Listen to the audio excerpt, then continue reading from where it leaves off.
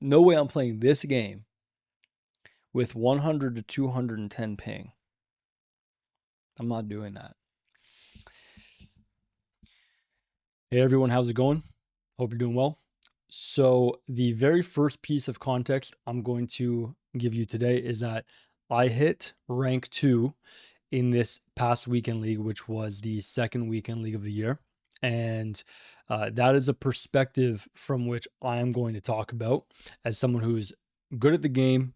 We're going to talk about the utmost important issues with EAFC, EA as a company, Electronic Arts, and EAFC 25 as a video game. Now, someone might ask, well, why do you play the game if there are so many issues? That is a subject that I will get into a lot more detail about as to why I personally play in another video. Okay, so there's no point in going into that right now. So I have two different screens I basically want to toggle between.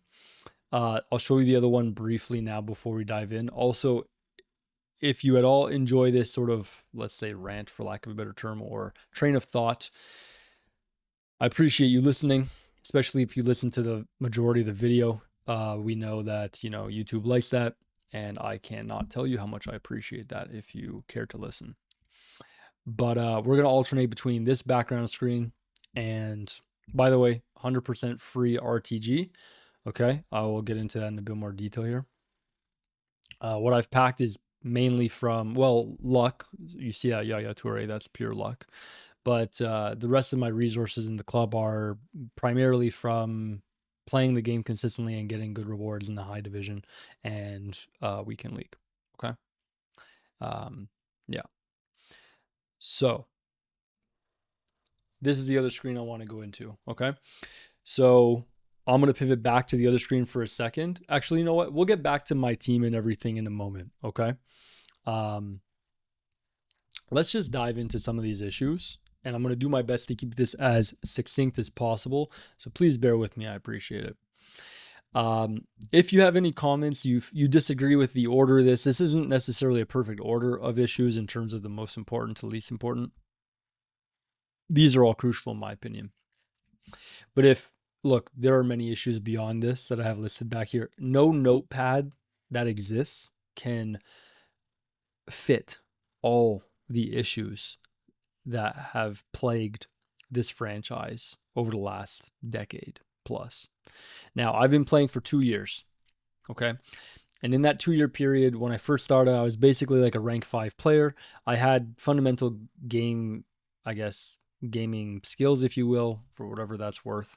And as a teenager, I played a little bit of FIFA with my friends. Never played a second or a minute of Ultimate Team. Didn't even know it existed. May not have even existed when I was in high school, for all I know. I'd have to do the math and figure that out exactly. But I never played Ultimate Team. Played a little bit as a kid. Then 15 years later, decided to get into Ultimate Team. And that's also a conversation for another day as to why. But over the last 2 years, I basically went from essentially a rank 5 player, which is pretty decent, I guess, into my second year where I was pretty much a rank 4 player on average.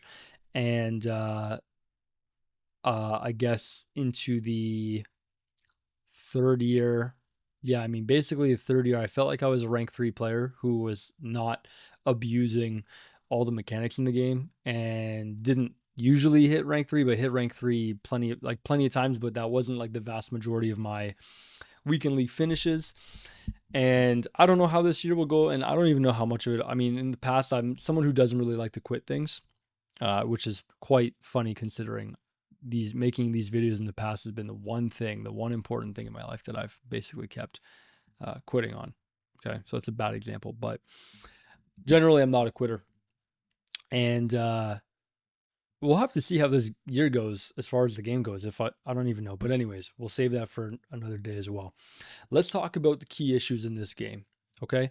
I think number 1 and 2 on this list go hand in hand. When you play at a competitive level in this game, if you're a pure casual and you're in I think most people watching this video probably aren't even a real casual. I'm going to take a guess. But if you are, you probably even feel this, okay? But now imagine when the margins are incredibly small, and where defending is very powerful, arguably very overpowered, and the margins are very thin at the higher and higher level you go, the higher elo or division or level in weekend league that you are.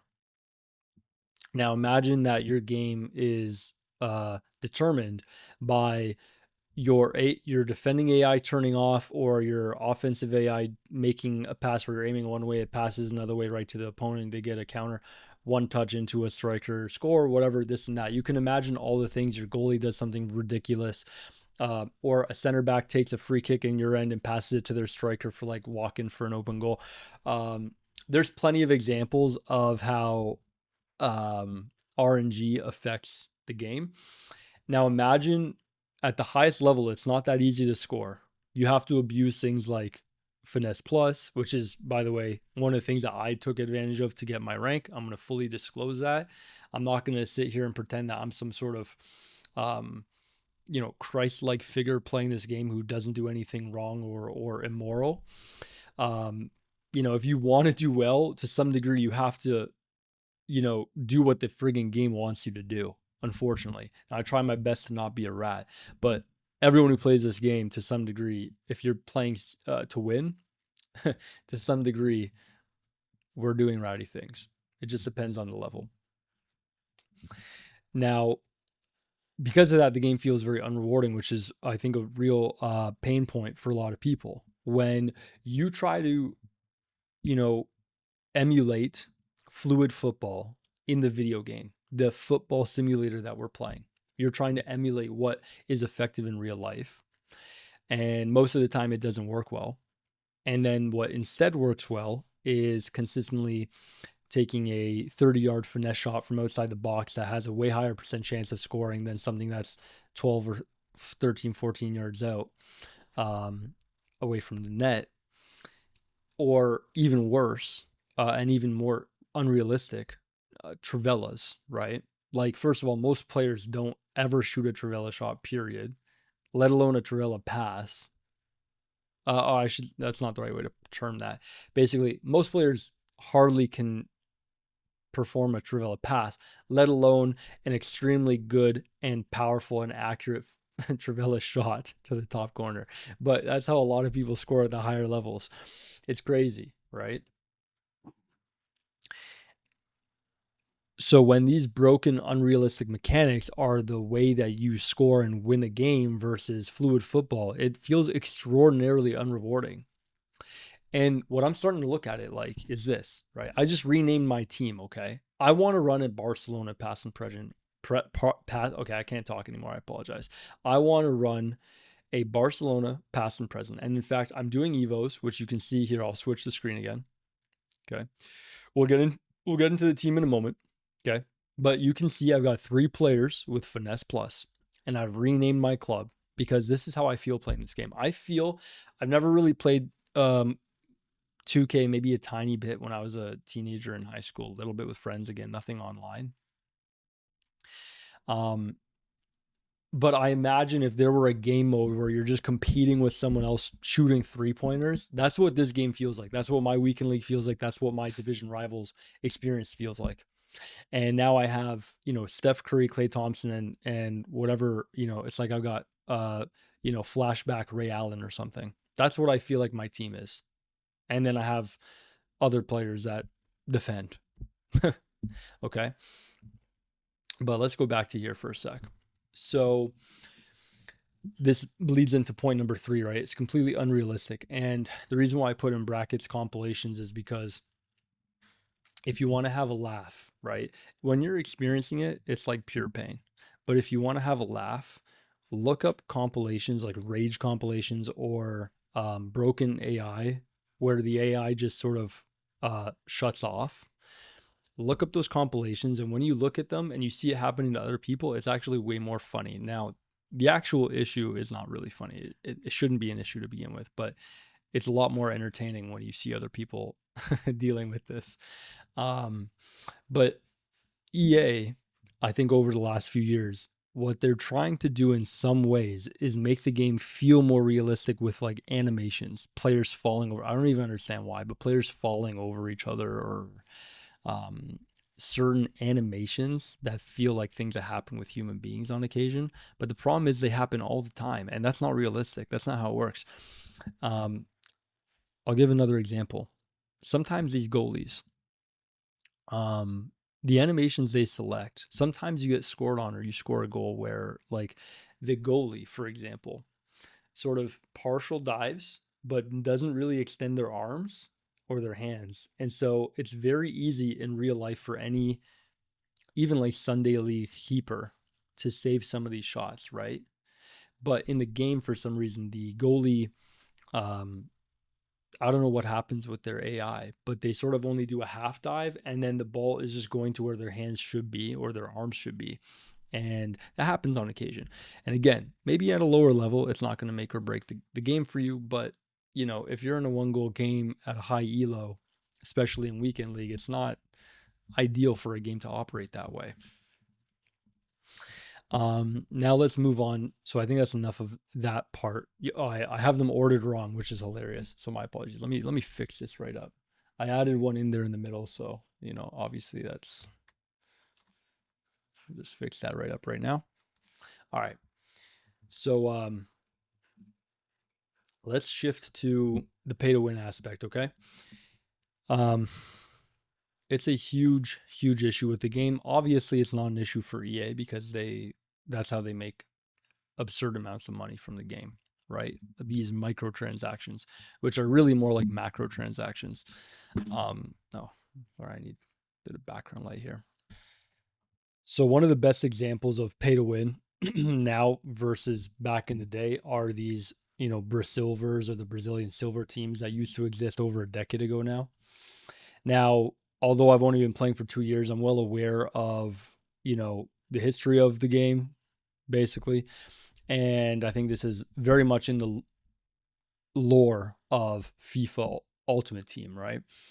And, you know, even a guy like, for example, Harry Hesketh, right? If anyone of you knows this guy, right? He's like an ex-pro player, not just any pro, one of the best players in the world, like destroys most pros with, he could use subpar teams.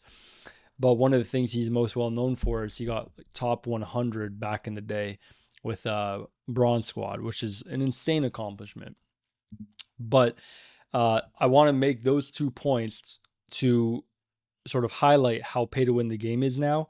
Harry Hesketh, even the best of the best of the best, would never be able to come anywhere close to top ranks in this game in this year with a Bronze Squad. And players like these Brazilian players that are sort of overpowered, and you can just keep them most of the year and you don't have to upgrade to like prime icons or 99 rated footies players. You know, that's kind of how it was, as far as I'm aware.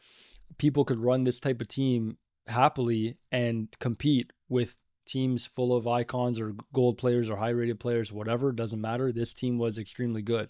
And, you know, I believe some of the cards were probably very expensive, but nothing like what it's like now. Nothing like an Mbappe plus R9 plus Mia Hamm plus this and that. You know, it's crazy now how it works. And you cannot compete with the pay to win players in this game. I don't need this in my ear. For the pay to win players in this game, you can't compete with an equivalent team like this. It's not possible. Now, that's even for a pro player. They wouldn't even dream of that. Now, imagine a regular player competing with someone else who's paying for store packs all the time. It's not going to work. Let's go back to our notepad here.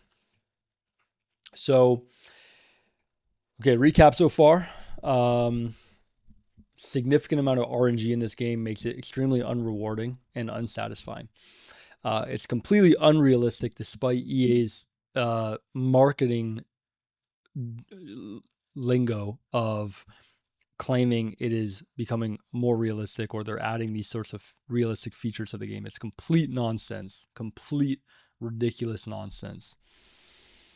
Pay to win is at an all-time high. Every year, the pay to win element appears to creep further and further into the direction of more powerful pay to win element in the game. Okay, so point number 5, I'm not going to belabor this one because I'm not 100% certain, but it certainly does seem like weekend league servers are somehow different servers than division rivals.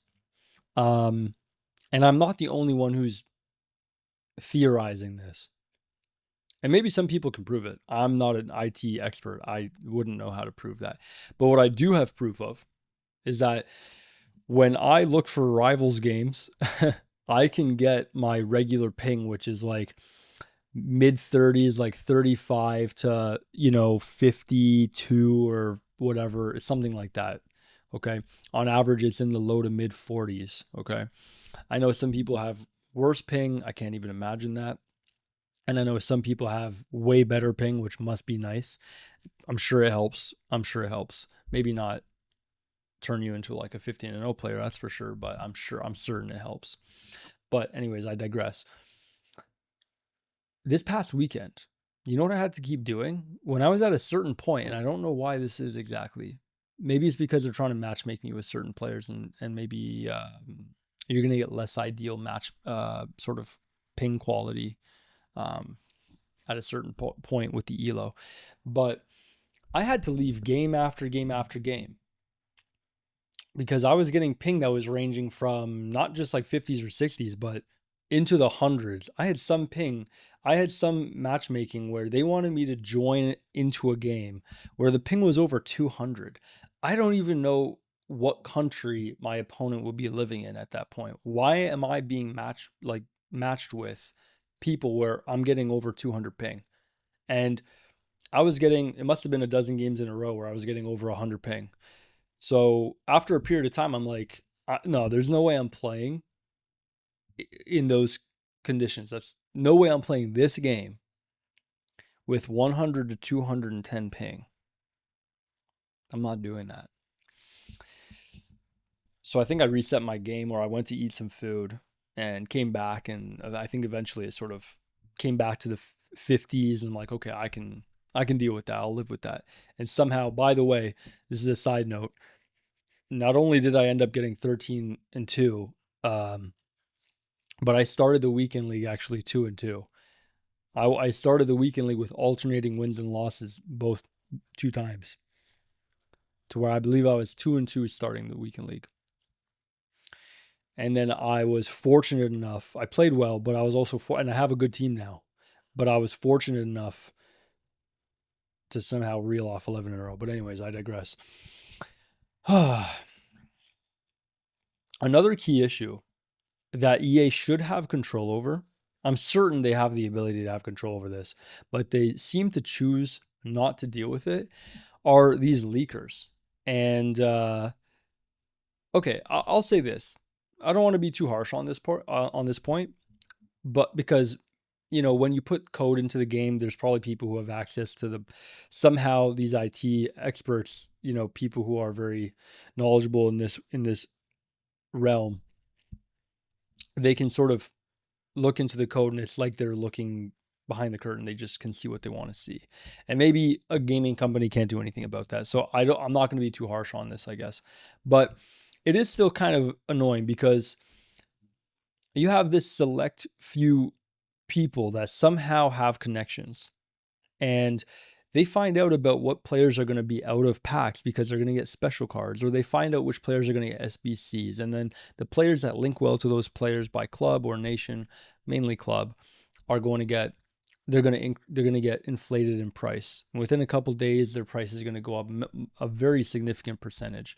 And if you do that week to week, if you have access to that information week to week, your club is going to have hundreds of millions of coins. You will have every card in the game you want. And people pay to be in like discords with these people. Now, I don't know to what degree they're able to profit compared to the people who really get the information first. I don't know how significant the advantage is, but it's an advantage. It's a very clear advantage because it happens every single week. If meta players that are not fodder price, gold cards especially, are going out of packs, they jump 10, 20, 30, 40, 50%. Sometimes at least 10, 20, 30%. And if you can make 20, 30, 40% on a good percentage of your coins every week, the compounding effect of that is immense. It's immense. It changes everything. And because the game is so pay to win, it's a big problem, basically. Now, here's one last point. Again, I'm no expert on the sort of behind the scenes of how EA operates. I think we all know they're completely incompetent, and for lack of a better term, just like as an entity, it's I don't love this term, but like it's like they're evil, man. Like the level of disregard for like the player base and almost like the mentality or the mental health of like the average player is almost to a level where you could, and I don't even use that term for anything else, but it's like it's brutal, right? But point number 7, EA has gone the route of these insane store packs, and they do whatever they can. They have their manipulative ways. They hire these, psychologists and probably economics experts and sort of figure out how to optimize for selling these store packs, right? When I don't really understand why they could have gone the route of selling cosmetic items in the store. Think about this. And maybe we'll make this point. We'll really dive more into this maybe on another video, just on like how they might be able to sell cosmetics or why they don't. It would be worth a separate video, but let's touch on it now for a bit. Most people have a favorite team. Most people have multiple teams they actually like. Maybe in different leagues. Maybe they wouldn't care about their rivals' kits. But let's just say there's a bunch of nice kits. For example, I think the Milan kits are pretty cool. The Barcelona kits are cool. There's tons of kits that are cool, right? I'm not trying to pick and choose here, but there's a lot. There's like a lot of these third kits, and I'm no expert on kits, but hear me out. Players wear different shoes, different colored shoes, or different branded shoes. EA has tons of money. I'm sure it would be profitable if they made the investment into partnering basically with getting they already have the rights to the kits, right? You can buy, for example, a Milan kit or a Barca kit or whatever kit of your favorite team and use it when you play the game, right? And it basically costs you zero. It costs you like a few hundred coins, which is basically absolutely nothing. The least expensive thing in this game is basically free 100%. Why don't they just put all the kits or all of the most popular kits behind the paywall, right? Why not? Okay, so if you want to spend a bit extra, if they want to make a bit more profit, okay. Then if someone has a favorite team that is a popular team, then the bit of an extra price they pay is that they pay for the kit. Or if they like a certain kind of shoes, or they like their players to wear a certain color of shoes, or maybe a certain color of socks, right? If those things were behind a paywall and everything else was sort of whatever players you get or earn or whatever are based on merit, and you can't use your credit card to get a competitive edge in the game, that would change the complexion of this game and the way people feel about the game entirely. I'm not sure the combination of reasons why they don't do that. But imagine if the store was just cosmetic items. Maybe you could get, like the bronze ones for players in like random leagues or lower divisions. Maybe all of those are accessible. There's no paywall, right? Okay, cool. And if you happen to like one of those clubs and you just run with those, cool. There's hundreds of those kits, or at least dozens, right? There's probably literally hundreds. So you're not being restricted in any meaningful way. And if you have a favorite team that's popular and you want to wear their kits in the game, all right, okay. So there's a bit of a tax on that. Okay. It's maybe still, you could argue, is not ideal, but that's not my point. It's miles better than how this game operates. So it's food for thought, what I'm trying to do here at this point is I'm just highlighting, highlighting this possibility of selling cosmetics, right? You know what they do? Like I said, I've only been playing for a couple years, but I remember one of the years they had this pretty cool later into the game. They had this, like, I think it was like a Fiorentina third kit. It was like this cool black kit with purple, on it. It was like a purple shade sort of blended into it. It was a nice kit. And what they do is they make it an SBC. So you have to use in-game resources. Now, granted, it's relatively cheap still, but you have to actually use resources. You can't just buy it for 500 coins or pack it for free. You have to put a bit more into it than that. And they give you, for some reason, a kit in an SBC. They hardly even ever do that. I don't even understand why they do it as a one-off or whatever. But people would still do that. People would pay money to wear the kits of their favorite teams, 100%. Or favorite shoes or shoe color, make it look different, make it look cool for them. And plenty of games operate on that model where you cannot pay for an advantage, a functional advantage in the game. And those are generally better games to play, obviously, right? But instead, how they make their money, or at least the majority of it, is from selling cosmetics. I can't understand why this, I want to swear I'll save that in the future. I'm trying to, keep it PG here, but this company is bottom of the barrel, no morals, no integrity. Okay. And I don't know. I think they purposely choose not to go this route, and it's unfortunate. I'm going to leave it there. I know this was a longer one.